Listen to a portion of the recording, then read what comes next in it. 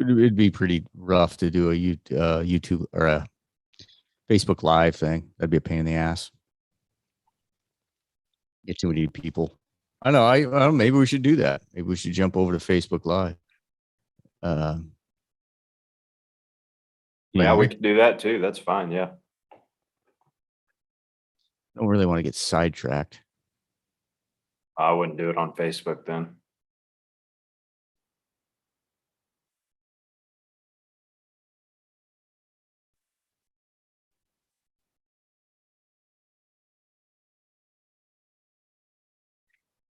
All right, man, we're live. Can you? Shit, this is gonna be a pain in the ass. Can you hear that? Hear what? I'm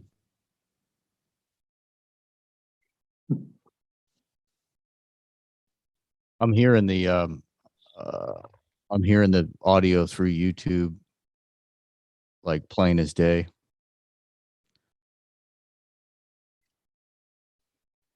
Just mute it. I don't think I. Oh, can I? Yeah, you should be able to. All right, you ready to roll? Yeah.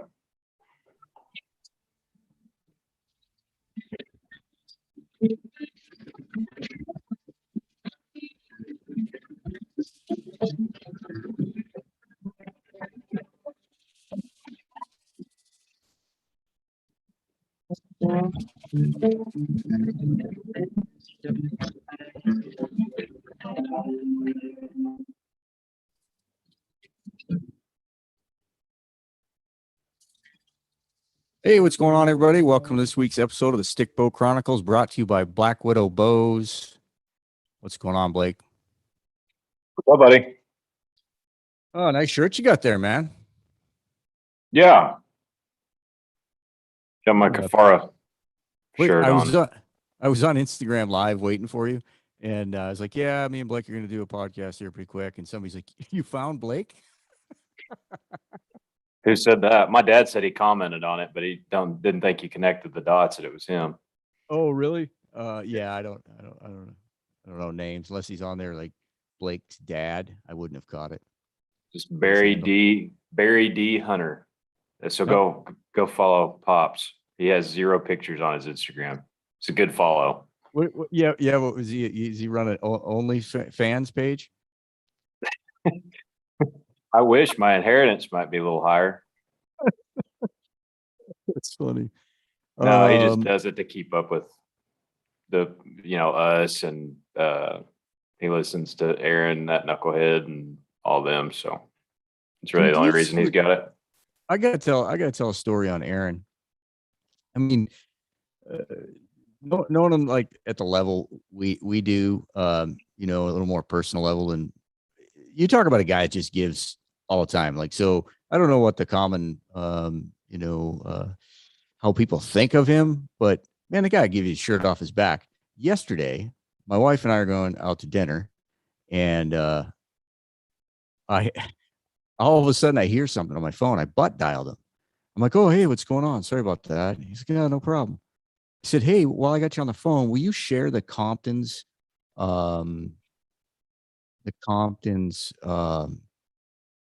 giveaway I was doing?" And he's like, "Yeah, well, actually, why don't I just do my own giveaway? It'll be easier."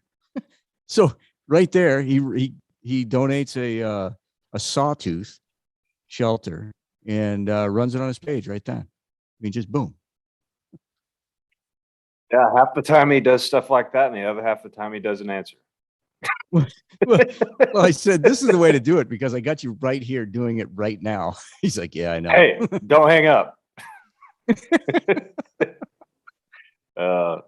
No, there's no question. The dude gives a crazy amount of time. He's getting pulled in so many different directions all the time. He gets a free pass in my book when he doesn't text me back sometimes. Well, it just the fact that he's just so willing to help. And, I go way back to the first episode I did with him. And, I said, it was a legitimate question. I'm like, "I don't get you, man. What is in it for you?" And he's like, "Nothing's in it for me." So, I mean, he just genuinely wants to promote traditional archery. We're lucky to have him for sure. Well, what blows my mind is that people question that. Like Well, I it's did. like there's I yeah, did. but I mean, you sit and think about it from a 30,000 foot level. Like, what could possibly be in it for him? There's nothing. there's literally nothing. So it always makes me laugh when people think that there's some kind of ulterior motive or something. But no, I mean that knowing Aaron like you and I know Aaron, like he's like he says, it's baked in the cake, but he really is a genuine guy. He doesn't put on a show for Instagram or Facebook or whatever. Like he is who he is, and you get what you get with him. About as Yeah. genuine of a guy as you can ask for. Yep. Hey, we got some really cool pictures here the last couple of days. Antelope, mule deer, I hunt close trad kill 2021. I've neglected to mention that Selway Archery was in the giveaway for the track. So I was going through a bunch of covers we had made, and it was like, oh shoot, it wasn't mentioned in Drew. So yeah, we got Safari Tough, Sitka, Iron Will, Kafaru International, and Selway Archery. We're going to give a bunch of stuff away December 1st. So get your trad kills into ihuntcloseofficial@gmail.com. Just a short description. If it's your first trad kill, make sure you mention it's your first trad kill. And yeah, we'll just keep rolling those photos up on Instagram. We've got one. Is it dude? I think he's a guy with a mule deer today. Yeah, Or I saw longbow. that one. Yeah, I said it was his first. I don't know if it was his first trad kill or his first longbow kill. So yeah, that was cool. Yeah, maybe I can contribute one here in the middle of September because guess who finally got a tag? This It's been, guy. yeah, it's been tough for you to get tags this year. Yeah, I finally got one off the leftover list. So I thought you just made one. I will make one. I was getting to that point. I'll just draw something on a paper towel. Yeah, look at me. I drew a tag. Yeah. No, I finally got one though. And kind of I'm not gonna hunt an area that I've hunted before. It's totally different spot. So going in solo, elk You got tag. llamas though, right? I can potentially. I'm not sure exactly yet if I'm going to take them or not. I'll just have to see. But yeah, I've got access to llamas if I need them. So yeah, be a hell of a deal though. It's going to be pretty last minute, but we'll see what happens. Yeah, so it's kind of weird for me, but we had some legitimate requests and recommendations that we do a podcast where you're going to interview me. So it'd be kind of weird, to be honest with you. I don't know. I think it's going to be a real stinker personally, but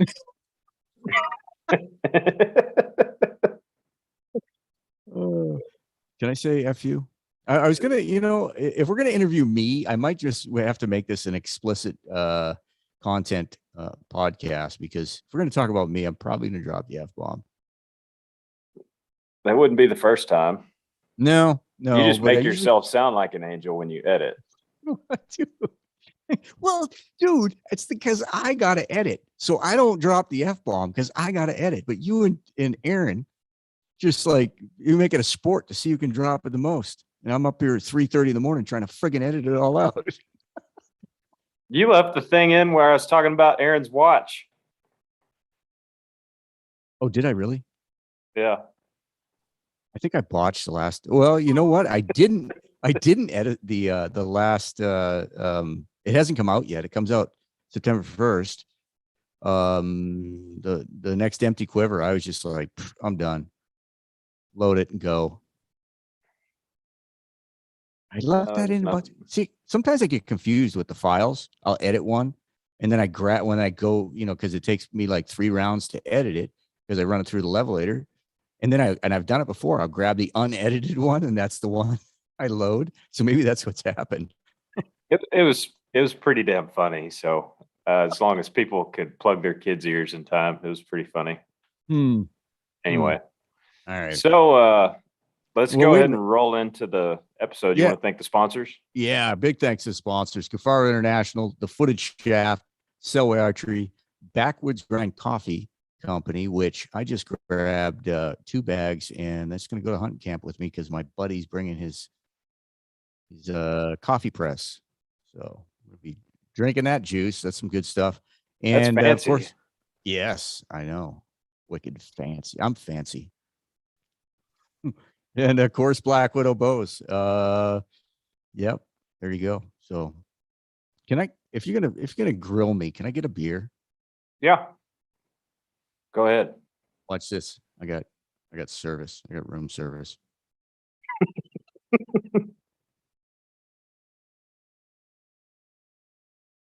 All right. You don't have to mute it. Everybody knows what you're doing. Well, I didn't want to holler into the mic. It's one of his chores. It's his chore. Yeah, so How are we going to start this? let's just jump right into it. I personally think that people would like to hear just hunting stories of yours. Um, you know, I guess we can kind of cover the basics first. When did you get started hunting? Where did you grow up?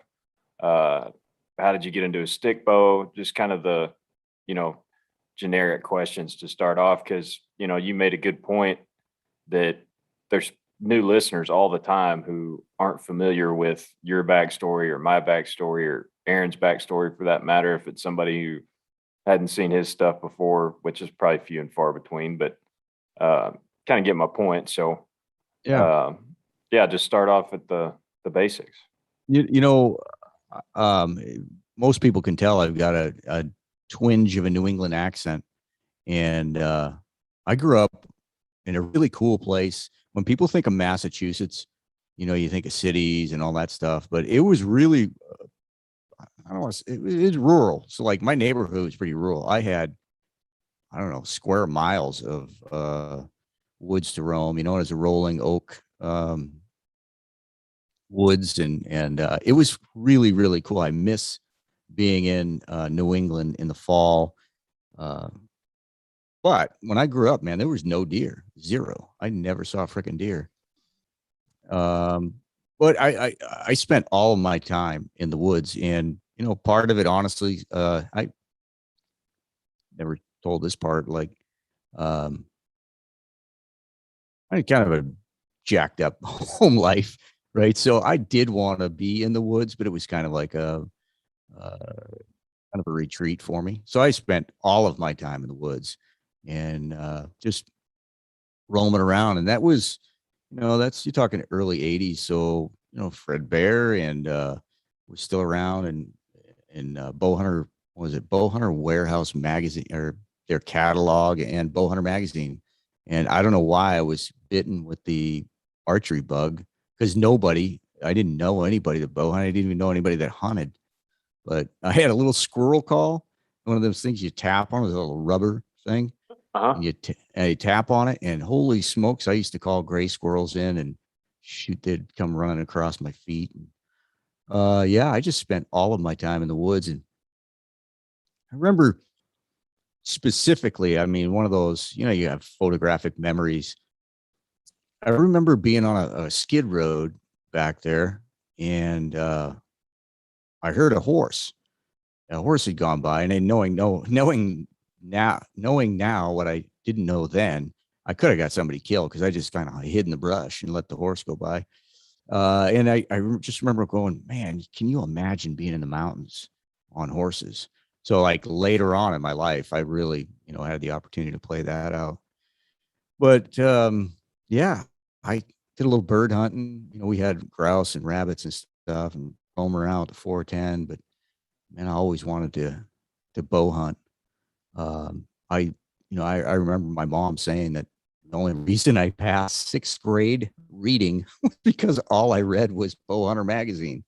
And I remember her telling my guidance counselor, like, this kid's freaking weird. He won't do anything but read Bow Hunter magazine. So I mean, something had to have kind of got the archery bug in you. I mean, do you remember what it was? Was it an advertisement? Was it something on TV? Oh, What was it? I do remember buddy Brian McCoy. He was a kid that I met in was it like seventh grade? So the schools merged, and so I met this kid Brian, and he was into fishing and stuff. So we were doing some fishing, screwing around after school, and he had a bow, and so he was doing some shooting, and that was probably my first uh, time I started handling a bow. Excuse me. But that bow hunter, there'll be some people out there who remember bow hunter's warehouse, like catalog, and man, I just poured over that. And ended up getting a bear, like a black bear compound bow was my first bow. We shot, you just shot at hay bales and used a paper plate. And I built a tree stand in the backyard, and I'd climb up the tree stand and shoot. I freaking just shot and shot. And I'm shooting like probably like 21 17s or something out of a 35 pound or 40 pound compound. But I ended up shooting Browning. I had several Brownings. They were a wood riser, GXL Explorer or something like that. And I had a couple of those wood risers blow up on me. But when I was probably eighth grade, I seemed like I was a little younger than that, but I didn't know they did pheasant stalking. So they'd stalk pheasants, and me and my brother, gosh dang, I seems like I was younger in eighth grade. But anyways, we ran into a flock of these pheasants. Well, they had just gotten dumped off. Looking back at it, I'm sure of it. And they're all standing around, and I'm like, whoa, holy crap. So man, that aluminum was flying. And finally my brother would chase the arrow, go pick up arrows, and I kept shooting, and the birds just looking at me, probably wanting to get fed. And I ended up skewering one, and yeah, that was my first, well, I guess it wasn't a trad kill, but yeah, I just always shot. And then as I started to hit high school and get out of high school, got set up with not set up, I bought a Golden Eagle. I don't know what the hell it was, but the guy hands me the bow and arrows. There's no tuning, there's no nothing to it. So I just went out shooting that thing, fingers, and you talk about suck. Holy shit, I couldn't hit nothing.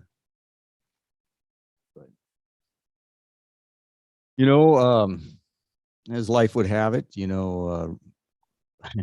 running from the memory of a chick, ended up out in Idaho.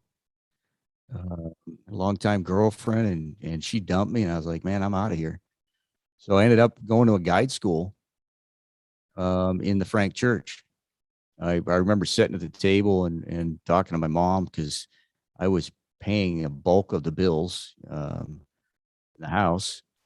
And I was like, can you afford it, Mom? And she's just like, go. And I had an Outdoor Life magazine, or Field and Stream maybe. And it was all those ads. Remember, you used to have the ads for the guide schools. Well, you might not remember, but used to have all these ads for guide schools. And it was down to one in Montana. And one in Idaho. And what sold me was that it was 28 days in the wilderness.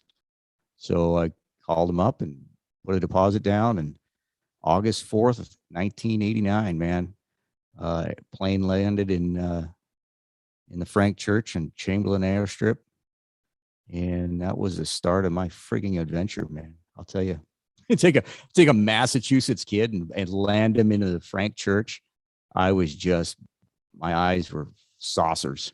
Just cloud nine, huh?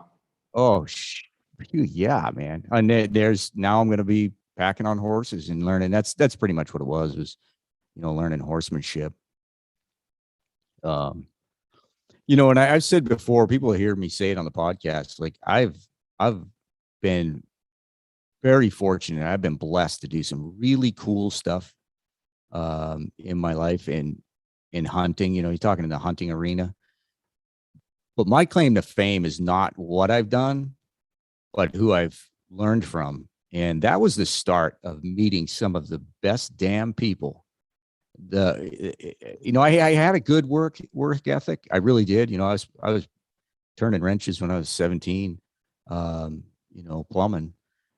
So I had a good work ethic. But when I met these guys in the guide school, and then when I ended up working with them and for them, guys that just, man, when there's work to be done, you just roll your damn sleeves up and you freaking work. We might joke and bitch about it, like joking bitch, but it was seriously, there was days it's 18 hours a day.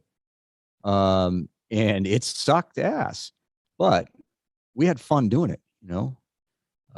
We would joke and say, man, this is sucktacular, you know, or as a, but, but yeah, I mean, working with damn good people. And then I started learning hunting and tracking from some of the best guys that I will ever hunt with.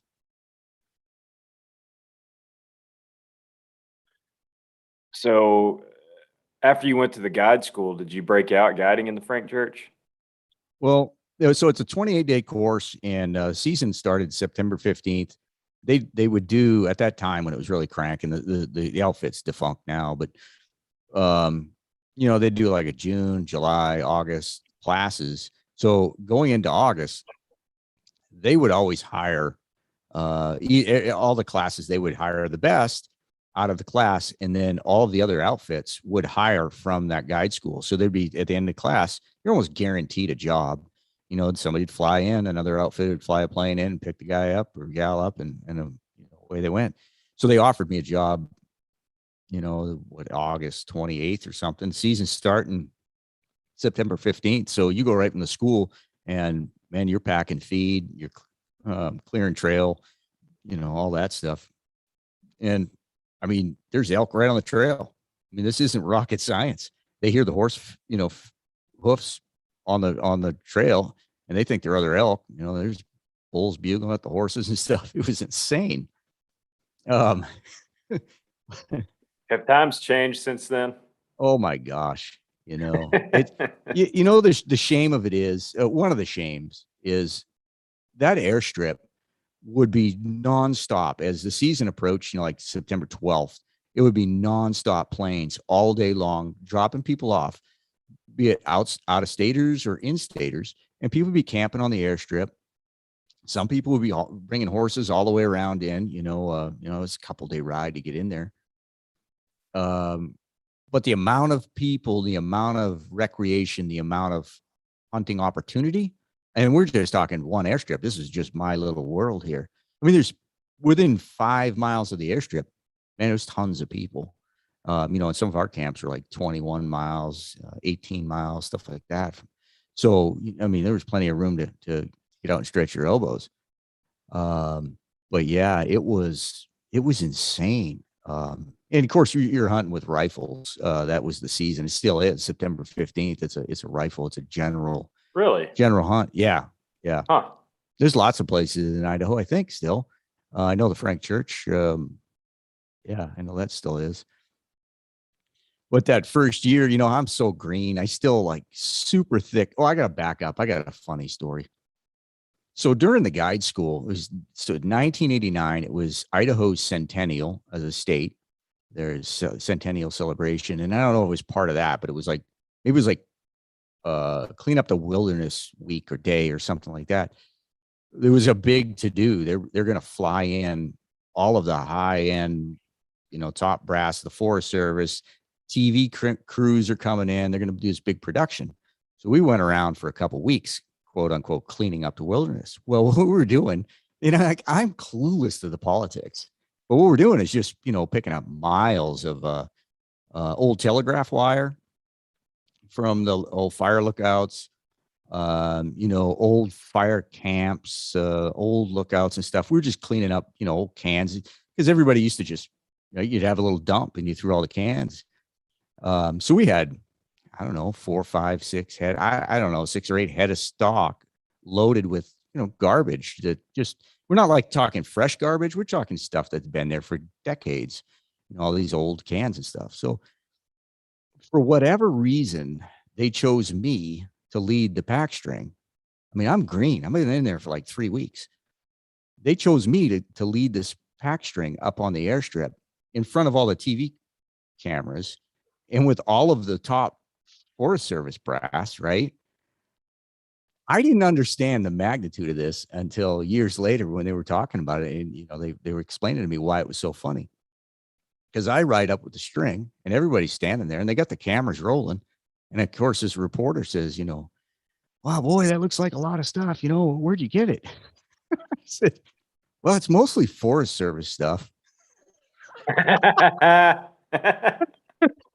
They said, I had no recollection. I mean, it was the truth. And I guess the Forest Service guys just kind of slunk away and didn't want any part of it. And they're interviewing me like, yeah, we're just picking up junk from Forest Service. Oh man, that's funny. Yeah. So yeah, so he did 3 hunts. They were 8-day hunts. So gosh, to what, it would be the middle of October. That was by the time that it end, those first 3 hunts. And I didn't have enough experience. So they made me a cook. They hired me on. I was a good worker, and they knew they were still going to do some training on me. So I was a cook, cooking a packer. Well, after like 2 hunts, they could see I had no cooking skills, none. And they're like, well, you know what? Maybe you're going to be a packer this hunt. And then by the 4th hunt, they're like, it's time for you to start guiding. We ain't got any room for you except guiding. So I remember I was packing feed between hunts, and I'm pretty stoked that I'm going to get to guide. I mean, I'm going to guide elk hunters. This is just really cool. And I'm still friends with the guy, but that first hunter that came in, he said he meets all the guides and the outfitter, and they said, well, your guide is packing feed. And he said later on in the years, he's like, yeah, I'm thinking, man, I must have the best freaking hand. The dude's packing feed. Everybody else is lounging around. He says, then you come riding up, and it's damn Cliff Clavin. I got Cliff Clavin freaking guiding me with his with a New England accent. That's funny. So how yeah. long was it from the time you left Massachusetts to the time you guided your first elk hunt? Well, it would have been What, a month and a half? almost, yeah, maybe 2 months. Isn't Yeah, that so wild though? To think going from never seeing an elk and not seeing many deer, hunting small game, kid from Massachusetts to guiding elk hunters in a month and a half. That's pretty crazy. well, I was on top of the world, and honestly, That's kind of what I'm saying is that's like, I mean, a dream come true for a lot of people. yeah, you might think like, uh, it really wasn't that tough though either, because like I said, there was elk everywhere. You probably, as an outfitter, turning a guy like me loose, your biggest fear is him getting lost. Um, but that country's pretty easy to navigate. It's all big, open, uh, ridges that you can see. Well, honestly, I'll tell you what, a big part of guiding, I mean, you got to have skills for sure. You got to have woodsmanship. You got to have some skills, but a huge part of guiding is personality. You got to be able to interact, and be not entertaining, but you can't be an asshole. The people got to know that that you're hunting hard, and you're entertaining them. They got to feel like They're getting their like money's worth. yeah, it's like having a house guest. I mean, because even if the hunting sucks, if the guide's a jerk, man, that's a miserable. That's a long 7 days or 8 days, and well, the other side's true too. If the hunter's a jerk, it's a long freaking 8 days. But I get along. I do. That was one thing I did enjoy, was just getting along, joking around, and hunting. I mean, my two favorite things in life: joking around and hunting. Hey, I've guided Cody Greenwood, so that's my claim to fame. Son of a bitch doesn't tip worth a shit either. Well, I'll tell you what. About get him in position where he can ride the hog back to the truck, and then he doesn't tip me. Oh, I want to hear his side of the story. Well, my first hunt was kind of a bust. Well, it wasn't a bust actually. I had a guy he was actually from New England, and he was a few years older than me. But I took him the first day. We went down river. It was really cold. It's in late October, and we always had the hunters sight their rifles in when they got there, and we were side hilling this canyon, and I'm just, I'm fired up, man. I'm hunting elk. This is awesome. And he was behind me, and rifle went off. And my first instinct, I mean, right behind me, my first instinct was like, man, he just shot something. And I turn around to see this 300 Win Mag leveled at me. He was carrying it like by the forestock or whatever. However he was carrying it, it was still pointed at me. And I don't know if it went between my legs or just off to the side. That son of a bitch was aimed right at me. And I turned around. I was pissed. I said, clear your effing weapon. And I watched him work the action. He shook up, and it really hasn't hit me yet. I watch him work the action. Jacks another live round in. So I grabbed the freaking muzzle of the gun, pulled it away from him, and cleared it. And I said, "We're done." And I was totally, shook up. Went back to the camp. This is my first day guiding. uh, Went back to the lodge, and talked to the outfitter and told him what happened. And of course, this dude's embarrassed. I mean, he's totally embarrassed. So the result was he just wasn't going to have his gun loaded, which in hindsight, that's the way to do it, but that's not the way that we were doing it at the time. So this plays into the story because, gosh, 2 days later, 2 days later, we ride into two huge mule deer bucks. Get off the horse. I grab the horse. This is 30 yards. And guy, he just blows it. He actually literally blew it because he looked in his scope and there was one in my head. It was like a 26, 27 inch, 4-point. The second one was, in my head, in my memory, they were big, mature bucks, but I'm going to say he was over 30 inches. And the buck walks like 30 yards. And I look at him. I'm like, come on, come on, come on. I look over just in time to see him blow in his scope. So I don't know. He couldn't see. It was a little bit foggy. So maybe he thought something was in his scope. He fogged his scope up and the buck walked off. And I was devastated. I didn't care what he thought, but I was devastated. But man, I hate to stop things down, but I actually witnessed, I'm not going to throw any names out. Last year when we were hunting, we glassed some elk across this basin, and two guys that I was with, it's a muzzleloader hunt. They take off across this basin. Well, one of the guys put a primer and went ahead and primed his muzzleloader because it wasn't that far. It was like 3/4 of a mile to a mile. It wasn't that far across this basin. And they're bushwhacking through these willows going down through there, and he's in the front and he's got his gun slung over his shoulder. And the willows kicked the safety off on his muzzleloader with the guy right behind him. And of course, the muzzle of the gun is not pointed at the guy, but pointed right above his head.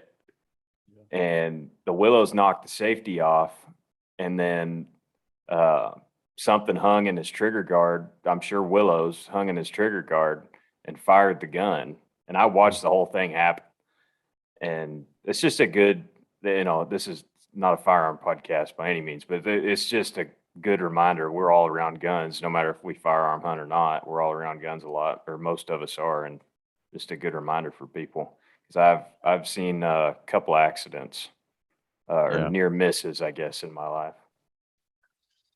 But so back to this. So this guy kind of blows it on a damn nice mule deer buck, right? But 2 days later, we got a big mature bull, and at 100 yards, and I was green guide. I could have made some adjustments to it, but he couldn't hold his rifle steady, and got him down, sat him down, and his gun was all over the place. He never, his bull was in the wide open, 100 yards. He never got a shot at it. So at the end of the hunt, I was calling him the Booner Boner. You almost shot your guide. You blew it. You blew it on a big mule deer buck on a big bull. Just tip your guide, and it was nice meeting you. But no, that was my start, and I really enjoyed those late seasons. Those late season hunts were awesome. And then I went back and working in the Frank Church from May, June, July, clearing trails and all that stuff. And again, working with some of the best, Dennis and Dan and Tony, and just worked with some really good guys and experienced stuff. Like wrangling horses, on a 160-acre meadow at 4 o'clock in the morning, riding bareback, through the creek. And it's just, yeah, it was the life. For sure. But it kept you out of trouble. And that was a time in my life where I didn't need to be around alcohol or other partiers. So it was good in that respect too. But yeah, I went on, I continued guiding. Gosh, yeah, there's lots of little stories in there. But after 2 years, that's when I met Jake. And Jake, I was actually a student. He came to the guide school, and him and I started teaching the guide school. He grew up hunting in that country somewhat, and so yeah, him and I had a good time back there teaching guide school and being idiots. We were friggin' idiots. We did get a hold of alcohol one time. I got a tip from a hunter. I'm what, 23, 20, 25 maybe, and we don't get alcohol there. And this hunter gave me wasn't a fifth, fortunately. I don't know what size the bottle was, but it was plenty of pinch scotch. I don't know. The guy acted like it was something big deal. It could have been, turpentine for all I cared. we got, we got shit faced. Oh, it was bad. It was bad. Um, Y'all were playing fell to get right. pranks on anyone? Any of the Oh my. students? That's a setup. So if anybody wants to listen, Jake and I actually did a podcast. I don't remember what episode it was. I think it's labeled Guide Stories. But yeah, so we'd have students come in, and I'll tell you, the guide school was no joke. By the second week, your hands are just split raw bloody from pulling on ropes. And I mean, it's physical hard work. So it was no joke. And it was rough. Well, we did, funny you should ask. I had a couple of guys from Oregon. They were, I know, so I'm like 25 at the time. They were probably 18. And the one dude he's just a burr under my saddle constantly. I mean, just a pain in whiny little shit. Just got off mom's tit. I don't know. Hadn't been in the world very much. And yeah, he just kept pushing my buttons. Well, we had a pair of mules, a little match set of mules, and they were like 400 pounds. I mean, they weren't big at all. They were unique.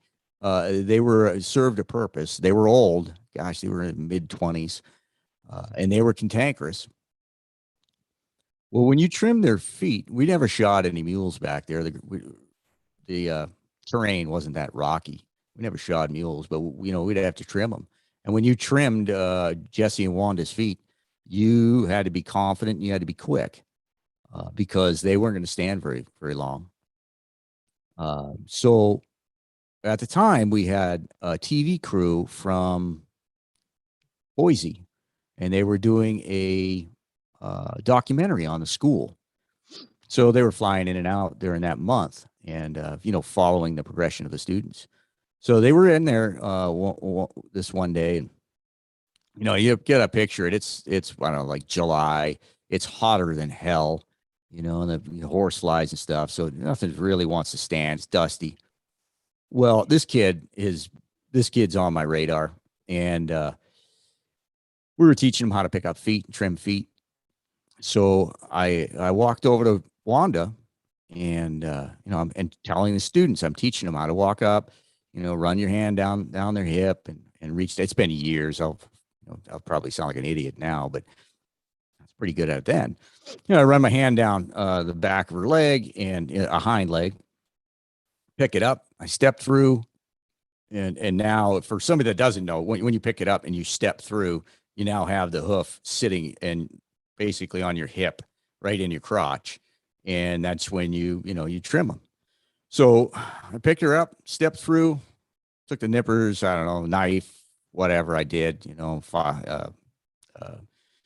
her up a little bit, set the hoof back down. So all of this takes place in like under 2 minutes. I mean, you got to be quick and you got to be confident. Set her back down, no problem. So I look at this kid. I wish I could remember his name. I'll call him Dumbass.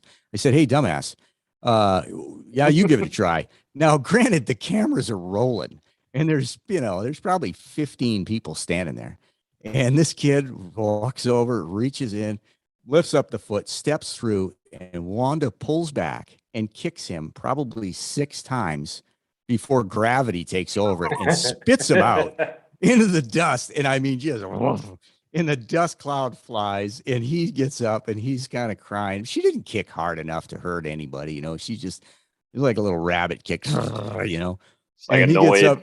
Oh man, I'm grinning ear to ear, Everybody's busting up laughing. I was like, man, I love it when a plan comes together. And yeah, got it on film. Well, can you find that documentary anywhere? Are you famous? Do you sign I have it. autographs, I book have deals? it. I have it. Why is that not on YouTube? I'm It's on a serious. it's on a VHS tape. I need to Yeah, get it you digitally. could get it. Yeah, get it digitized and put it on the YouTube channel. We'll have to So do that. That'd be you know, neat. I'll have to go through it again. Uh, I so when that crew was coming, me and Jake are just kids, right? And we're just like, oh, this is our chance. We're gonna be famous. We're gonna be movie stars and all this shit. Well, one day And here we are. didn't really work out. Just so everybody knows, it didn't work. Yeah, I'm doing a podcast now. Go, we got faces for radio. Well, I'm sitting on the corral fence, and honestly, man, all of our equipment, our tack shed, the fences, it was all top notch. So I'm sitting on a 6-foot fence, and I'm sitting on the fence rail, and here comes the camera crew. I'm just minding my own business, and they come up and they start talking to me, and I'm in my glory, and I can see Jake in the background there behind the cameras, and I know he's just writhing with jealousy. I'm getting all the camera time. And they're asking me all these questions, and I'm super cool. And then they walk away. It's probably 5, 10 minutes, whatever. They walk away. And Jake comes up and he says, "Hey man, you got a lot of camera time." Like, yeah, that's me, bro. To be famous. He says, "Too bad you got a big booger hanging out." My hand, I grab it. Sure enough, I'm like, "You son of a bitch." Sure enough. Fortunately, it never made it. It ended up on the cutting room floor, I guess, because yeah, I had a big booger hanging out of my nose. But go ahead. I was just gonna say, how long did you do the guide school? How long did you guide in the Frank Church before you moved on to something else? Well, my last year was 92. About 1990, yeah, I think it was 89 or 90. I had my residency in was my first year hunting. So what we would do, we would hunt August 30th to like September 14th or 13th for ourselves. So we would fly out and we would be hunting, around town or up in the hills and stuff. And there was no bow hunting pressure, none. I mean, none. So you got bulls. I mean, it was nothing. I mean, I would not be exaggerating if I said I had 12 bulls, 13 bulls in a week in bow range, and I couldn't get them killed. I missed a mule deer buck with this bow, and I'm still shooting this golden eagle, 2117s. Nothing's matched, and that's when I was pissed. When I missed that mule deer, I was like, "This got to be something better." So I picked up a stick bow and just took to it. It wasn't because the only reason I did it is because I stuck to the compound and it wasn't tuned. I didn't have anybody to show me anything. So that's how I got started shooting a stick bow. It just stuck to the compound. So you might as well try a stick bow, right? Quite the opposite of most people. Yeah. Yeah. So I didn't do it because it was cool. uh, or because anybody else was doing it at the time. So yeah, that's when I made the switch. And those hunts, those 10 days, 12 days hunting with Dennis and Dan, I learned a shitload and had a blast. Never killed an elk. I called them in. Just never could get it done. Yeah, I left up there. Well, I left Salmon and moved up to northern Idaho in '92. My wife and yeah, came up here and before everybody wanted to live up here and started hunting northern Idaho. And you talk about uh, complete opposites. I mean, Salmon River and the Frank Church, straight up and down, rocky, gnarly stuff. But you could, it's easy to navigate. You can see forever. Well, when I came up to North Idaho, I was like, holy sheep shit, man. You talk about getting lost. You can't see jack. And, it's not, you get a lot more rolling. I mean, they're big mountains, but they're roll. And it's so easy to go down a ridge. And you know, I'm old. We're talking before GPS. You can going down a ridge and you get off on a finger and have no idea. And that finger gradually swings and gradually, before you know it, you're a long ways from where you think you are. So, but immediately I was like, man, this is some bow hunting country because you see something, it's within 30 yards. So I had a blast in those early years hunting northern Idaho and did really good. And then eventually you made your way up to Alaska, right? Yeah. So, 2006. So again, my good friends Dennis or Dan Hooper and Tony Kreckler. Tony, at the time was in Colorado, and Dan was still in Salmon. No, actually, let me take that back. He had by then he'd moved to Northern Idaho.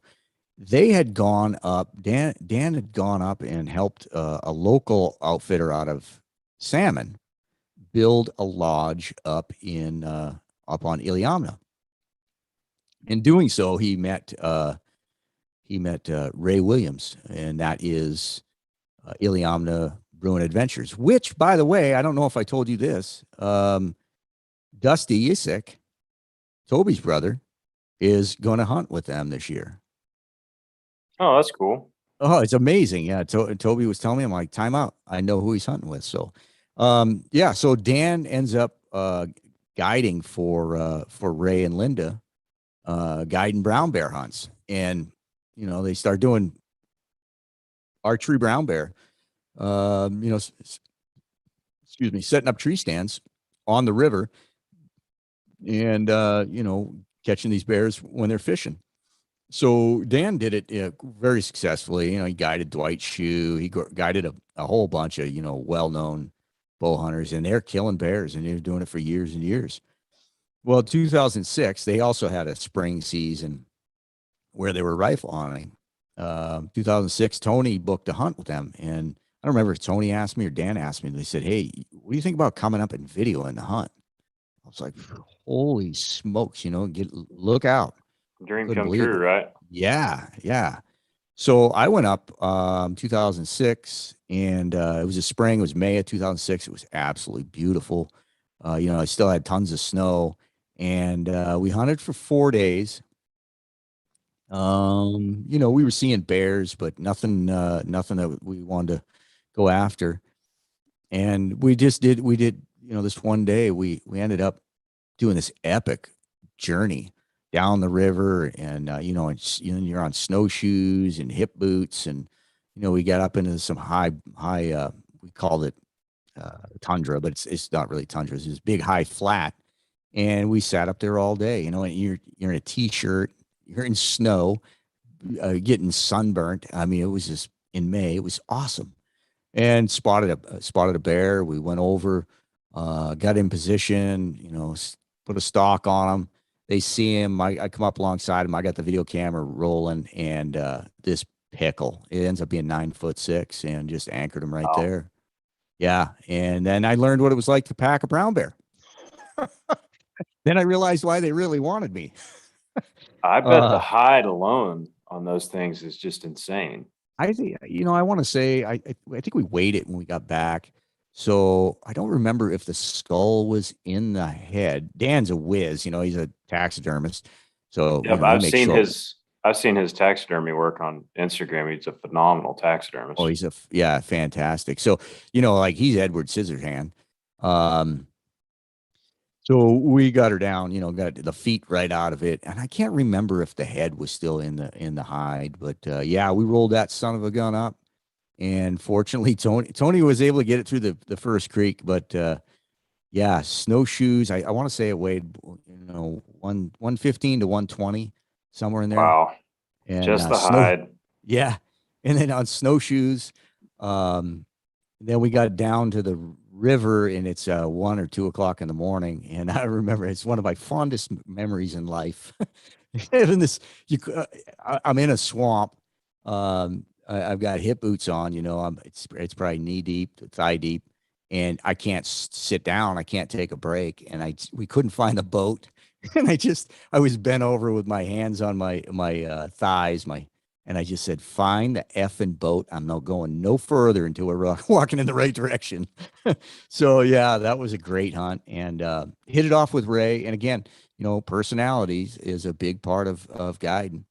And Ray was like, man, will you come back and work on getting your guide's license? So yeah, it took a while. It's very difficult to get I say guide's license. I use that term loosely. It's not what it's called in Alaska. It's like assistant guide or something.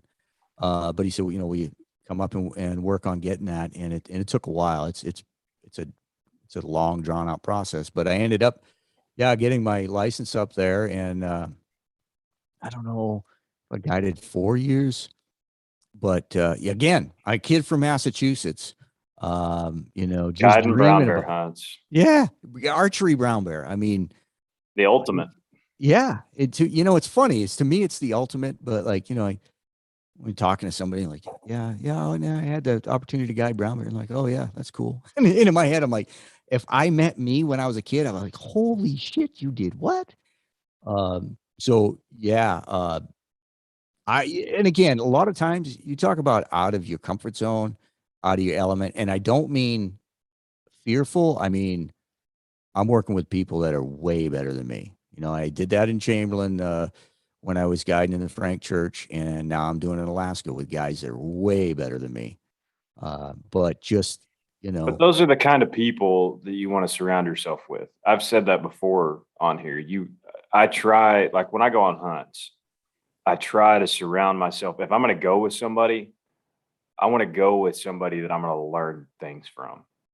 And that's like you said, you've done a lot of great things with a lot of great people, and that's what's made you who you are. And I think this is great for people to hear because I mean, some of this stuff I don't even know, right? Like me and you really haven't talked about your backstory. You just kind of skim over it and hit it here and there, but you never really talk about it because in your eyes, it's just what you did. yeah, yeah. But in my eyes, it's pretty damn cool. And in a lot of people's eyes, it is. So, I Uh, mean, I've probably lost some of the appreciation, but I'll tell you, it was years and years of doing cool stuff like this, and I always thought about, like my buddies back east that just live in the same town, and they I'm not saying they didn't have a great life, but I always looked at it and went, holy shit, how blessed am I, you well, know. that's no kidding. Like, I mean, you think about it. If the shoe was on the other foot and your best friend from high school moved off and you're, sitting around hunting small game or like me, if I'm hunting whitetails here in Texas, just doing the stuff I've always done. My best friend who I've hunted with or whatever guy from high school moves off and starts guiding brown bear hunts, guiding sheep hunts. And it's like, holy shit, man, that guy's you, living it. you know I go back to that my high school sweetheart that dumped me, and had she not, I probably would have never came out west. Um, as Blessing in crush, disguise. yeah, as crushing as it was, I'll tell you what, man, that was my whole world. I was friggin' crushed. But you look back on it, and um, yeah, you look back on it and go, well, there was a lot of pain then, but yeah, set the course of my life. So seriously, like when I got a load on and I'm doing something that sucks, right? Like you're packing something out, or you're in the middle of the night and you're freaking wet and cold, and you're busting your ass. I can't say that I do it today, but I spent decades like, man, there's people in Ohio or Pennsylvania or Maryland that would give their eye tooth to be doing this right now. So I always looked at, the scenery, or, when you're standing over a dead animal, I always did look at it and go, how freaking lucky am I to be standing here? I'm still in that mode now. Like, I've not ran into anything that sucks bad enough yet to suck the appreciation of what I'm getting to do out of it. Like, I've not been in a spot like I've been in spots where it sucks packing something out or whatever. But the whole time I'm thinking, man, like this is freaking awesome. Like it sucks, but this is awesome. Yeah. And Yeah. I hope that I never lose that. I really hope I don't. But I mean, you've got to like that storm. I talk about that storm, that first uh deep, deep backpack trip I went on scouting. And it was a wild storm. And that's the one Aaron talks about where he says, I told you so, you shouldn't have taken that shelter. And the whole time I'm laying in the tent, I'm like, I mean, it sucked and it was kind of scary, but I'm like, this is at the same time, this is freaking awesome, man.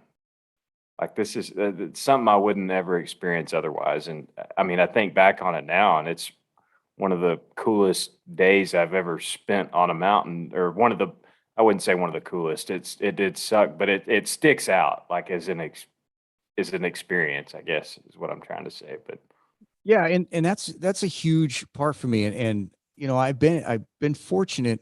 Yeah, I did everything backwards. Like before I ever killed an elk, I was guiding elk hunts, right? Um, mhm. that's I felt like I did everything backwards, but at the same time, um, in doing so, doing it backwards like that, for example, we were running two camps, 8 hunters. I forget exactly how we were running it, and I said it on the podcast before. In 2 weeks, my first 2 weeks of cooking and packing, I packed 17 bulls in 2 weeks on horses. Like so, the outfitter, guides would kill an elk. I'd go get it and I'd pack it back to the airstrip to have it flown out. I'll tell you, I was so tired of smelling dead elk, and I say dead elk. I mean, just so tired of dealing with meat. Um, that year was not the norm. It was a big year. But by the time I was done guiding, it wasn't that I didn't want to kill something, but I had been around so many dead animals, again, like doing it backwards, that when I got to northern Idaho, I had no desire to rifle hunt. I had none. And it wasn't because my skill level as a bow hunter was that good. It was that I just wanted more of a challenge because, when you're a guide, let's face it, not taking anything away from the hunter, because the hunter's got to physically be there with you and do everything, and he's pulling the trigger. But really, the guide is a lot of times, most of the time, The doing the guy's the hunting. hunter. Yeah, Yeah. the guy's the hunter. So again, I'm doing it all backwards. I get to northern Idaho, and I'm just like, I don't want to rifle hunt. And it wasn't, like I said, it wasn't because I was awesome or better than anybody else, but that's what really ingrained in me. I'm shooting a stick bow. I'm doing it as not I'm doing it by choice, as hard as it can possibly be done. But I didn't have that growing up, doing it with a mentor and having a bunch of rifle kills under my belt. I didn't. So I don't know where I was It, going with that, but well, it's funny you say that packing out 17 bulls in that short or whatever it was in that short of amount of time that you did it so much that you got tired of being around dead elk. yeah, I yeah. talk about sometimes like guys from the South.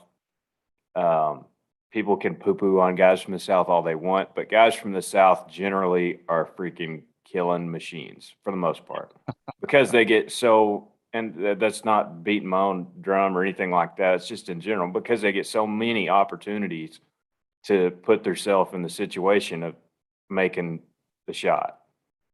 Yeah. Yeah, for Now, sure. but now vice versa, on the other side of that, you broke down more elk in probably 2 or 3 weeks than I will break down in my entire life, more than likely. Like that level of experience is, it, it's hard for people to appreciate, I think. I appreciate it because last year we shot 2 bulls. I didn't shoot them, but the guys I was with, we shot 2 bulls. And like breaking down, like that's first time I'd ever broke down an elk. And it's like, I mean, it's a freaking chore, man. For a guy who's Yeah. never done it before on the side of a mountain, I mean, it's You know, so that's what you just said right there, bears repeating. You know, guys that come out west, wherever you're from, you know, when you're dealing with an animal that size, you're never really on the flat, and that's when accidents happen. You know what it's like, right? You're slipping around, you're dealing with heavy quarters. You got knives going this way and that way. Man, you gotta slow down. You know, because we preached it when you're in the Frank Church, maybe in any big country, but you're not gonna go to the pickup and drive to the hospital, man. Like, yeah, you one just got to thing be I careful. do, and I do it here too. This is not something I just do in the mountains, but generally, if I'm cleaning an animal, I like to have a sheath on my belt, and I'll take the knife out of the pack with the sheath and put it on my belt, That's a so good that when idea. I'm not using that knife, I put it in the sheath.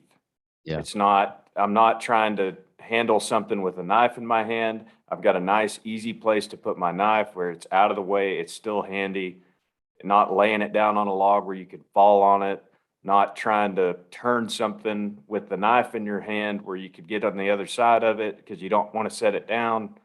Uh, Having a sheath on you, in my opinion, is extremely good idea if you could justify taking the weight. The closest I ever came to really getting in trouble was a bull that Jake's hunter had killed, and I was packing for him, and it was super steep. Led the mules down in there the next day, and the elk had died up against a couple of big slick, you know, they had no bark, buckskin trees were laying Mhm. down, and it was really steep. So I, being a dumbass, jumped up on the upside. When we got there, I jumped up on the log and started walking the log down to the elk. And right when I got to him, his horns were kind of stuck in between the trees. Jake had a hell of a time butchering this thing. Well, when I got to it, my feet slipped out from under me, and I instinctively just, you know, posted with my arm, and my hand, my palm hit that log, and, you know, kind of launched me off the side. Well, that tine was less than 2 inches from my ribs. Uh, you know, if I wasn't able to get my hand out, I probably would have got tine right through the lungs, and that shit happens fast. And again, when you're out there, you don't just jump in a rig and go to the hospital. We're talking freaking med flight. We're talking the real deal. Which I had to call life flight in one time into the Frank Church. Guy had a heart attack on me when I was teaching guide school. That Wow. was that was pretty wild. Yeah, you know, young kid like myself, no women around, and in comes this helicopter with drop dead gorgeous nurse getting off it. And I thought, man, I got to call for life flight more often. Ma'am, I've got Yeah. a headache. Yeah. Yeah. Hmm. Um, so where were we? What were we talking Yeah. about? Oh, we were just kind of rambling on, but Oh, just about experience. Yeah. yeah, just it's you talk about like I just want people to wrap their head around that because I mean, you probably packed more animals out in the season than I'll pack out in 20 or 30 years. And You know that's no joke. I mean, because what? I do one hunt out west a year, maybe two if I get lucky, and if I'm really lucky, I'll fill one of those tags. Now, if I'm going with a group of guys like last year and we've got 6, 7, 8 tags, like that's a little different. I got a lot of experience last year doing a lot of things that I don't get to do all the time. And that's why I love that hunt so much. I gained a lot of experience last year in a short amount of time because I was hunting with multiple guys. We killed multiple animals. It was just invaluable. But guys who live out west get so much more. I mean, just a buddy calling you like, "Hey, I got an elk down. Come help me pack Yeah. it out." Yeah. So That was like that was my, go ahead. I'm sorry. no, I was just gonna say it's just it's hard to put a dollar on what that's worth to you. I mean, it just being it's same, as I was saying a minute ago, same the other way around, me getting to hunt pigs or whatever down here, that's invaluable experience. And it's just a pig. It's not anything, it's not hard to shoot a pig. But if you put yourself in that situation time and time again, it gets a lot easier to keep your emotions calm. Well, same way the other way around. If you're packing out 10 animals a year, you're packing out, it'll take me 10 years to pack out 10 animals. Uh, one thing, like, well, my first year up here, so all of that packing we're talking about, we used to bring stock into places that, people would have a tough time walking in. We used to bring stock in some really rough stuff. I never ever felt an elk quarter on my back ever, except maybe on my shoulder once once in a while to move it. My first year up here, in northern Idaho, I killed a 5 point, and I have I have a pack frame, and so it was a shitty old Camp Trails, aluminum frame, and it wasn't a tough pack. But when I first got under those straps and I stood up, I was actually pissed off. I was dropping the F bomb. I'm like, who in the what the this is this son of a, oh, I was pissed. And I had the dude I was with stuck a freaking knife in his knee, so he was no help. Yeah, by the time I got that out of there, I was like, I gotta get me some llamas or some shit. you know, You and know what? I do like deer hunting. oh, I do. I was legitimately pissed off, and it was not a tough pack. Um, but yeah, so that was an eye opener. And you going back to, you mentioned when buddies call through the 2000s. Now, again, like, if there's one skill that I will brag on, it's tracking, and it's because I learned from really really good guys. I was behind uh, one blood trail I'll never forget, and I actually experienced the same blood trail years later by myself. Dan Hooper and Dennis Pardee, we Dan hit a bull, hit it. I don't know what you would call that. So it's in front of the shoulder, like the shoulder bone, right? Yeah, So probably that like the muscle right there. knuckle, the Yeah, knuckle or the ass end of the brisket, maybe. yeah. So if you take your shoulder and you pinch it, it's that muscle in front of the shoulder bone. He ends up shooting at a bull that it steps back at the shot, and it just laces that open.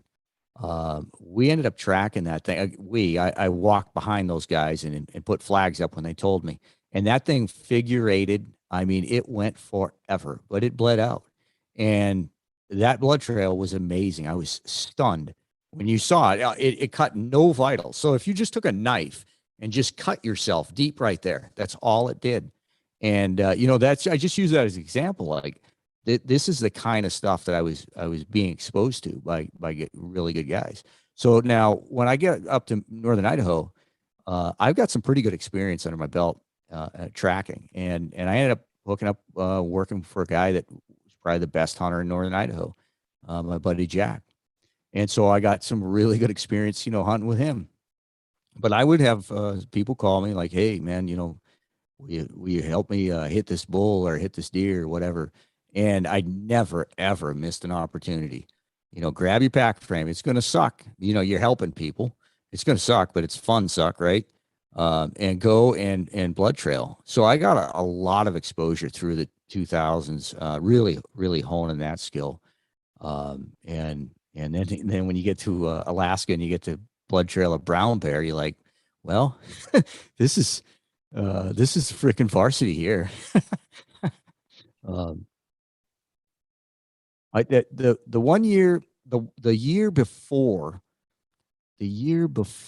I got a Kafaru pack, I'm gonna guess 2016. I forget. It's in the commercial that we used to run. 2016, 2015, something like that. I ended up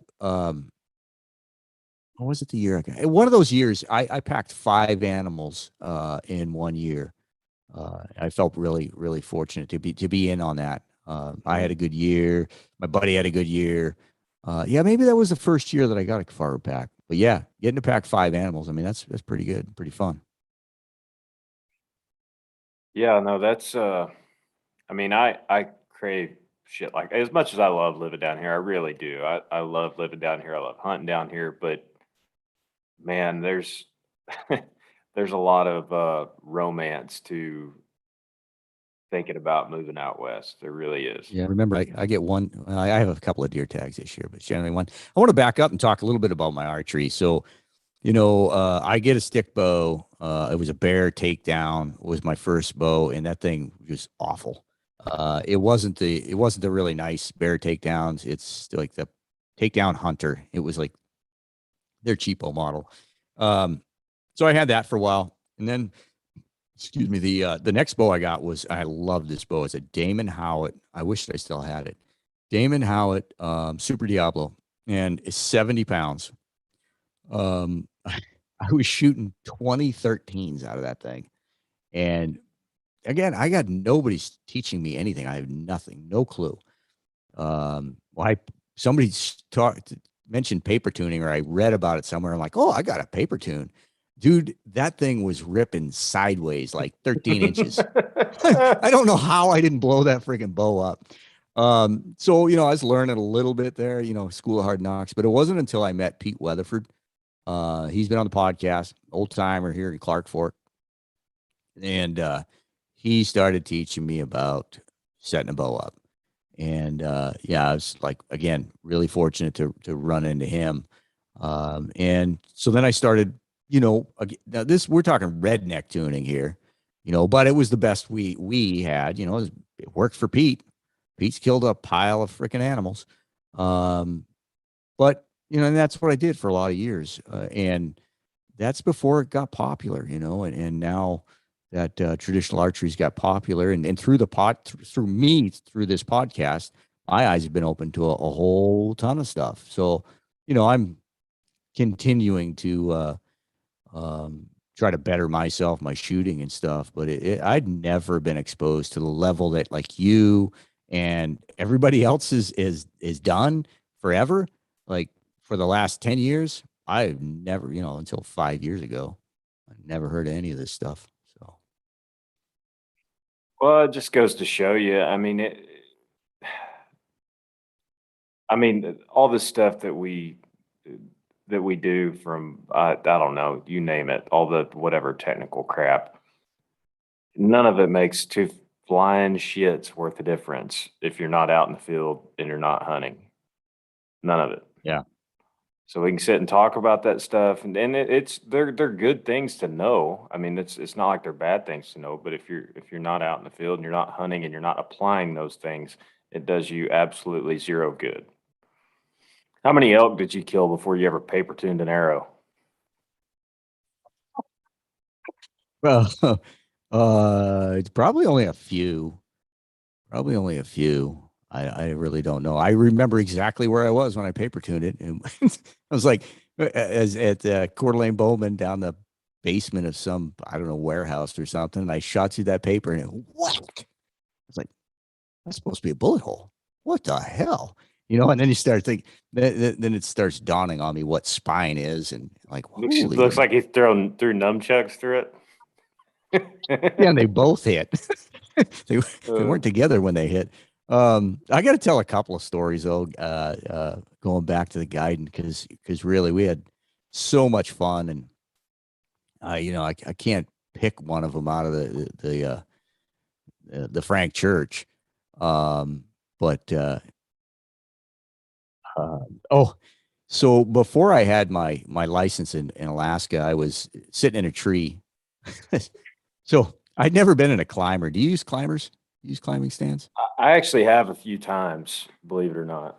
To me, that's more like a pastime. It's not something I want to hunt out of. It's like I'm gonna go use a climber just because I'm bored and I'm gonna go climb a tree because it was a whole sport in my mind. Of course, in northern Idaho, we don't have trees you can use climbers on.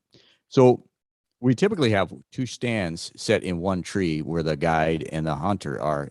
We're talking Alaska here. So I'm going to sit with these guys. So I've got a climber and I'm going to climb a tree that's close to them. And so I managed, it was a blast, man. I managed to get up in this tree and I am fired up. And Ray, Ray, the guy that owned the outfit, he really wasn't into, he didn't want to be in a tree. He wanted guides to do it. And he was kind of pinched for it. So he's got to be up there. Well, man, I'm on fire. I'm so excited.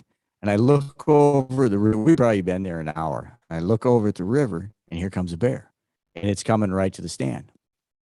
And Ray is just say, I don't know, but say Ray is facing north, the hunter's facing south, and I'm facing north in my tree. But I look over and here comes this bear and it's coming right to the tree. And neither one of them see it. And I'm losing it. I'm like waving over at Ray. I'm like waving. I don't want to spook the bear. And I wish I got a picture of it because here's two hunters, or here's Ray and his hunter, and they're just staring. And this freaking brown bear is right under the tree. And finally, Ray, I don't know how long it was, but I was like, I gave up. I'm like, they're just not going to see it. And finally, Ray just kind of nonchalantly looks over at me, and I'm pointing underneath the tree, and he looks at me like, "What?" He looks down, and he jumps, and he reaches over and grabs his hunter, and he points below the tree. It wasn't a big bear. It wasn't something we were going to shoot, but I wish I could have got a picture of that. Did they not hear it? No, bears are silent, dude. Bears are Really? silent. Oh gosh, yeah, silent. Especially, yeah. I mean, they are to begin with, but then it's just grass. It's just wet grass. They're just silent. Um, I had a guy, super cool guy, he was a pro shooter for Hoyt, and we would drive from where the lodge was. We would drive about, I don't know, 6-7 miles up this road, and there was a bridge there, and that's where we kept our boats to run the river. Mhm. And we it was the ninth. It was the ninth day. It was the evening of the ninth day on a 10-day hunt, and we have not been seeing bears.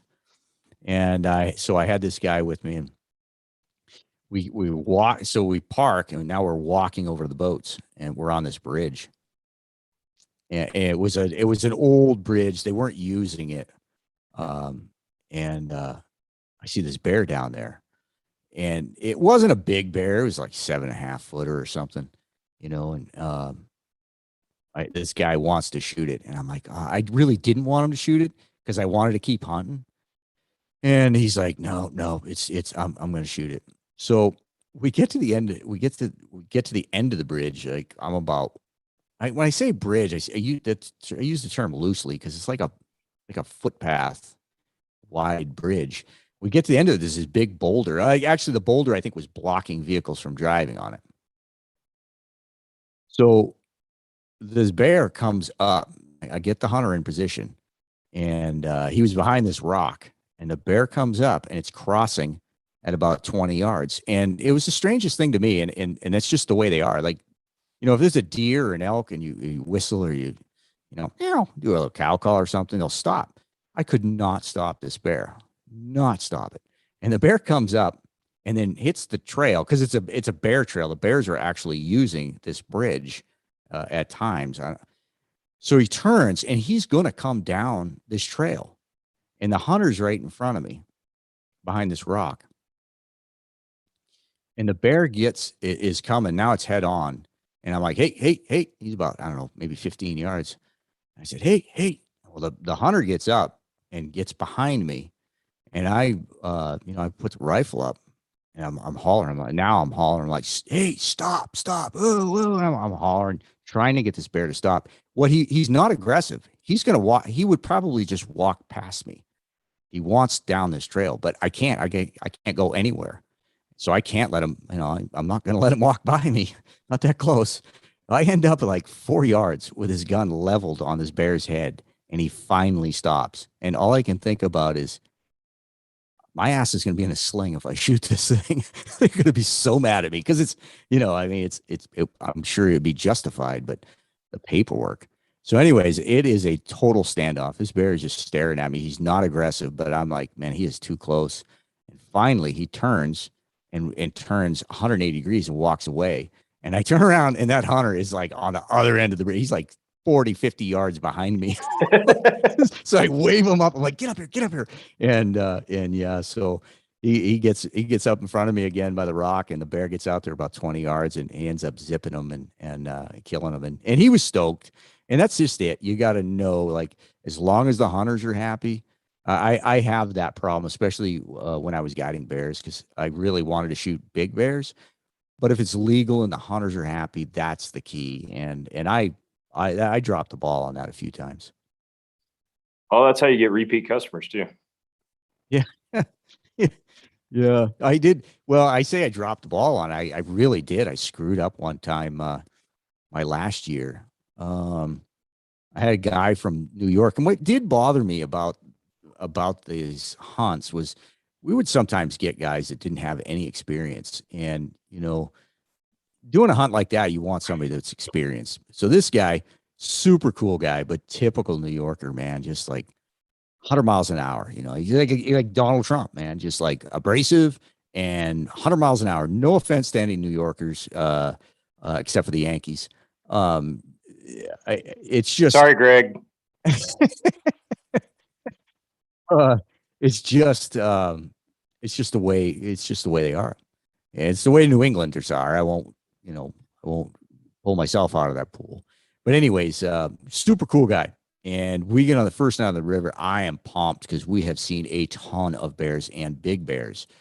So we get in the tree stand. I'm like, man, we are shooting a magnum. We are high marking. I am stoked. Well, first bears come by, second bears come by, and I'm like, no, no, no, just wait, just wait, just wait. And about the third time that I didn't let him shoot, the light bulb come on. I'm like, dude, you're screwing up. Like, this guy wants to shoot.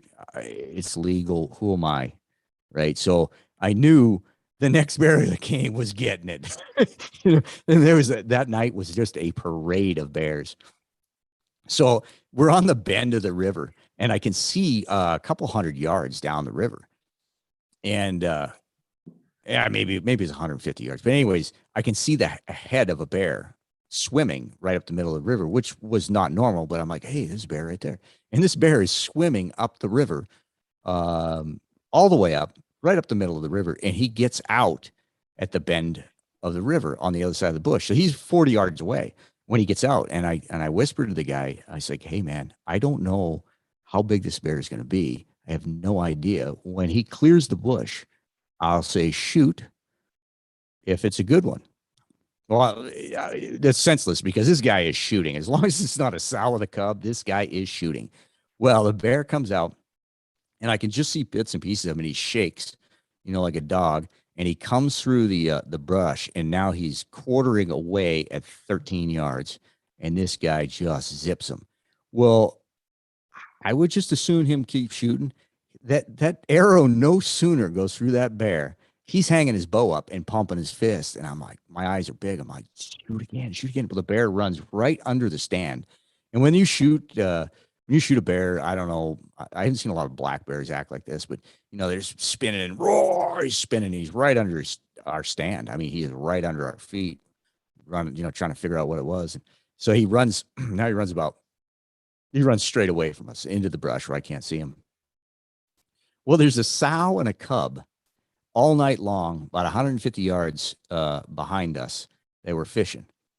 So I've got 15, 20 minutes before dark, and I'm either going to blood trail this bear with some daylight, but too soon, or I'm going to wait till dark and have to worry about not only the bear, but the sow and cub. So I thought and thought and thought and thought, and I'm like, bullshit, I'm going to do it now. So I said, hey, man, you watch that sow and cub, because once I get on the ground, I'm not going to be able to see him. You watch the sow and cub. I'll look for the bear. So I lower my rifle. I hit the ground, and I'm just, I'm like taking a big breath. I'm like, all right, here we go. And he says, what's the matter? And I look up at him like, dude, I'm just taking a minute. Just bear with me here. So No pun intended. Yeah. So I walk about 5 or 6 yards and I'm looking for blood, 5 or 6 yards. And I look up at him. He's staring at me. I'm like, dude, you're supposed to be looking at the sow cub. So we do this like 3 times. Every time I turn around and look at him, he's staring at me. I'm like, look at the freaking sow cub. Like the fourth time, I said, where's she at? He's like, I don't know. I lost her. You son of a bitch. So I go about 40 yards, and I'm glassing up this little slough, and I can see that bear laying there. And yeah, it was 8, 8, 8, 7, 8, 8, something like that. It was a big bear.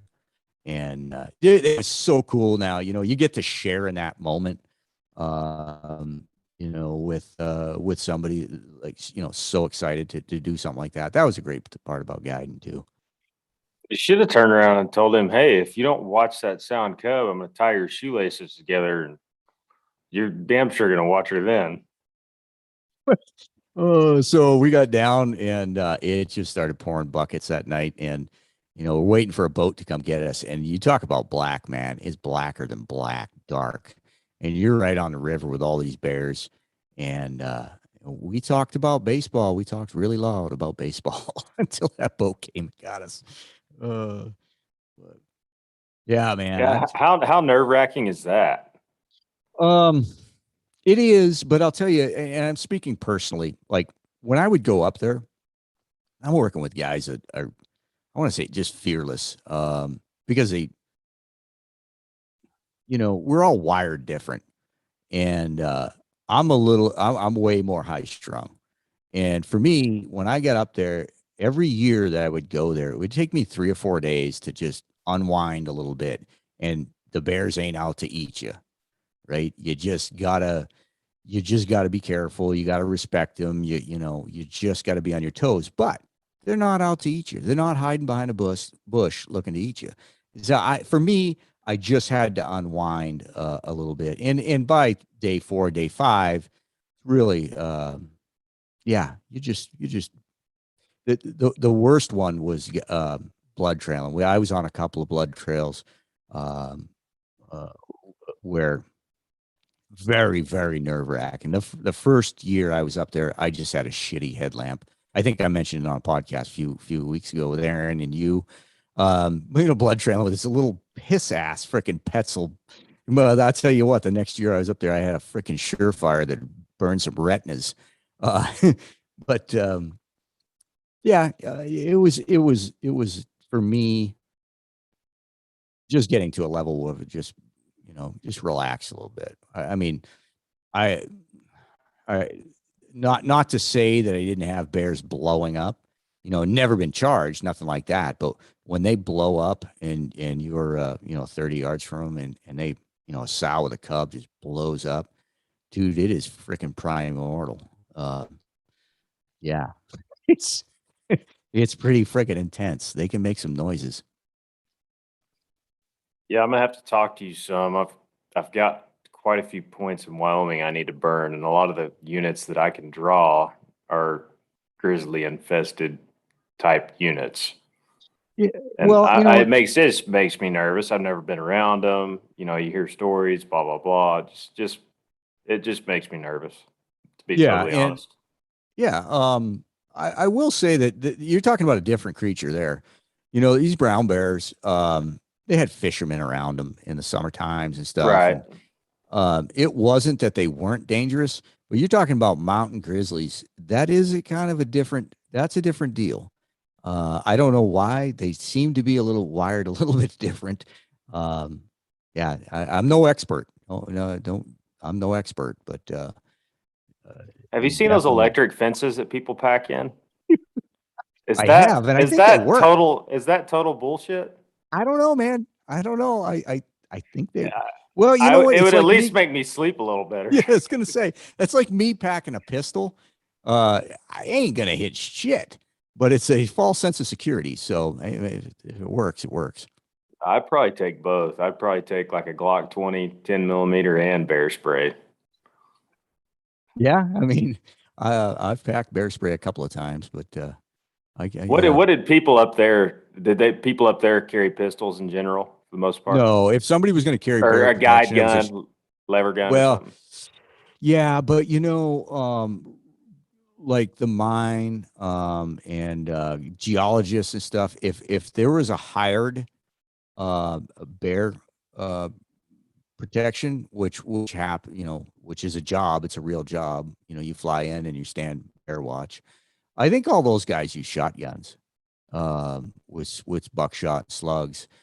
We typically, like, I was carrying a 450 Marlin lever gun, which was absolutely sweet in the fall.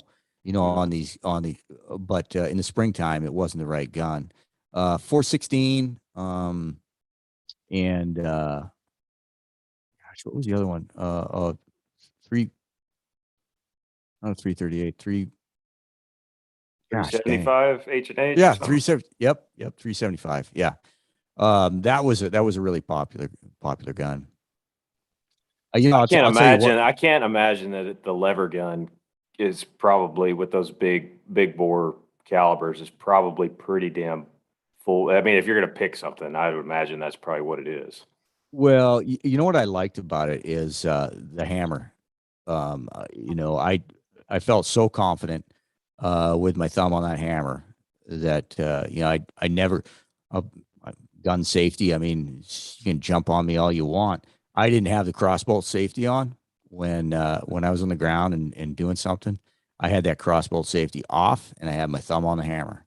Um, that's just the way I did it. And I love that gun. It was short. It was Marlin. Um, it was the right gun for the fall, but it was not the right gun for the spring for sure. Why do you say that? You sometimes you got to reach out a little bit more, when you're talking open sights. You weren't bow close. Spring hunts were rifle. Right. So yeah, so and you weren't in the brush as much. You could glass them and you could see they were dead.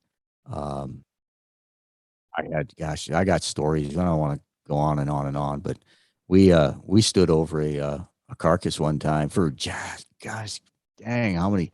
It was better than an hour, 35 yards from a bear on a kill, and trying to get a shot at him. The hunter had a patched round ball, 72 caliber, which I highly do not recommend ever doing that. Um, that was effing stupid. And it was me and another guide in the hunter, and this bear was pissed. And for an hour, he laid on that carcass. And every time we would try to move, we were trying to get him broadside. He'd be huffing and digging. So he's laying on the carcass, pulling more dirt up on it, and growling and snarling at us, and just went on for an hour. And finally, we got in a position. We're 35 freaking yards from this thing. And me and the other guide were like, once he touches that round ball off, shit's gonna get real. Um, and we got three guns. We got three guns leveled. Two backups, and this guy's ready to go. And this sow, excuse me, the sow and cub blow up behind us. All of a sudden, just she roars and freaking. She cut her wind or something, and you talk about like you got the highest tension possible, and then that happens. Oh man, yeah, just freaking prolapse right there. Uh, so that thing that all freaking transpires, and okay, now this guy's got a shot, and he rocks the hammer back on this thing, and he drops the hammer on it. Snap! Freaking gun doesn't powder doesn't ignite. Misfire. Yes, yeah, it was a side lock, and I just looked at him. We all got our guns up. Me and Mike, the other guy, had our guns up, and I looked over at him. I was the closest to him. I looked and smiled. I said, "This is going to make a great fucking story." got another Uh, got another cap on it. Got it killed. it's like story. My dad was with my papa when he shot his biggest buck that grossed a little over 230, and dad got him all set up, got him the gun, and he's got a decent rest, whatever. And dad's videoing with the cell phone with one hand and looking through the binos with the other hand at the buck. And he said I could just see out of the corner of my eye, all of a sudden everything's all steady, and then all of a sudden the gun just flinches. And Dad said he put the binoculars down and looked over at him. He said, "Take the safety off and don't do that again." This buck's behind a doe fixing to leave. It's just a funny story. Oh shoot. He said, "I Um, just looked over at him, said, don't do that again."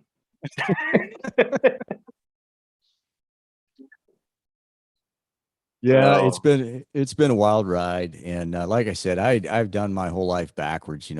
People a lot most everybody has great success with a gun and moves up to a bow, but um, I shot a lot of stuff with a rifle.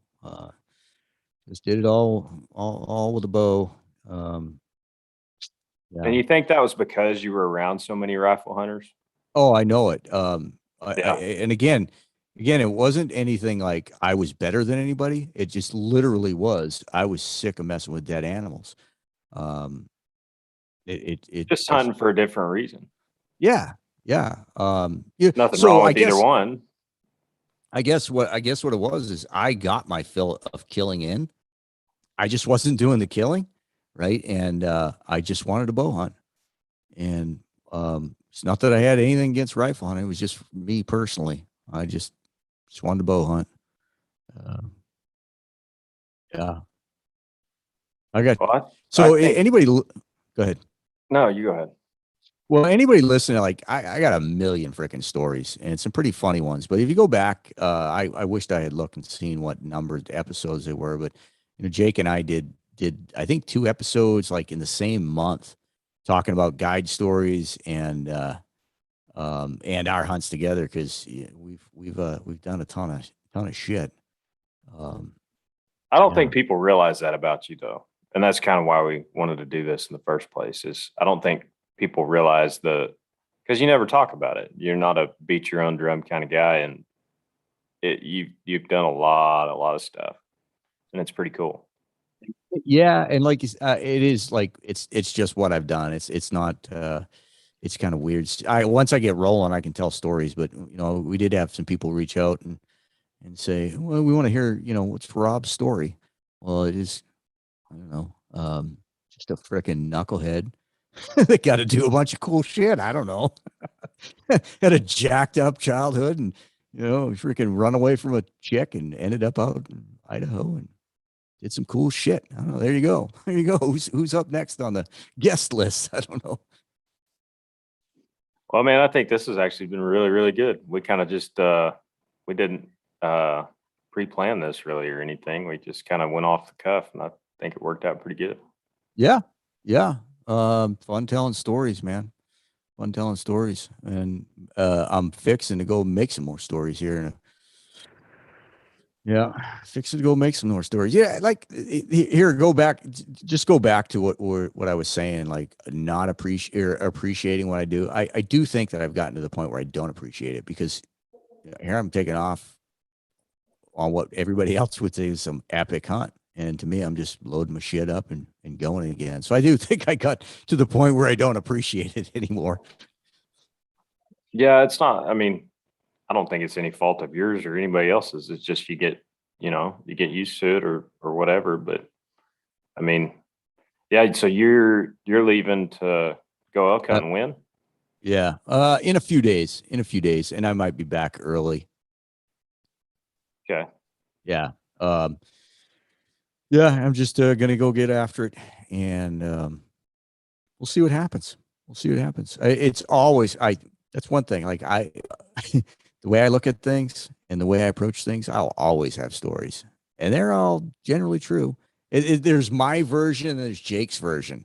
So like I'm the truthful guy. Jake, he just doesn't see things right. He doesn't remember things correctly. See, fluff it up a little.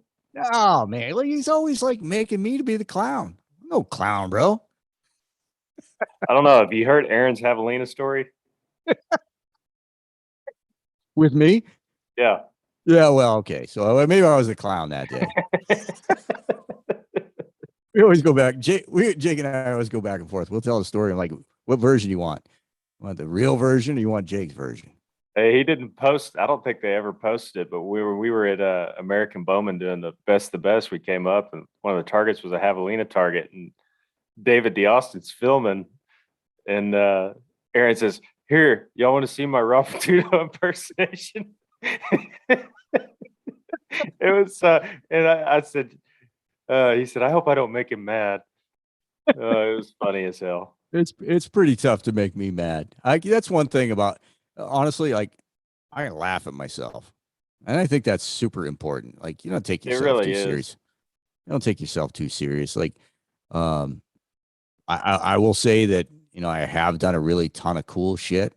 Um there's other people out there that have not done near the stuff that I've done. But when you look on their Instagram page, you think they're the baddest dude ever. You just Yep. got You just gotta laugh yourself and just have fun with it, man. Just don't take yourself too serious and way easier. Way easier to yeah, way easier. Anyways, man, I think we rambled enough. Enough about me. Well, I appreciate you coming on the podcast. And Thanks for having me, man. This was what's just your so fun.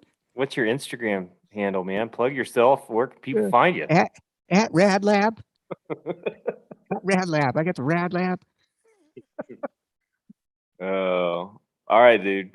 Hey Just man, good luck. You're preparing for a hunt, so get after that. And I I'm hope just somebody got some. just gonna wing it, man. There Just you gonna wing go. it. Yeah, there you go. Don't wing them, wing it. Yeah. I got to screw some sight pins into my riser. I use my knuckles.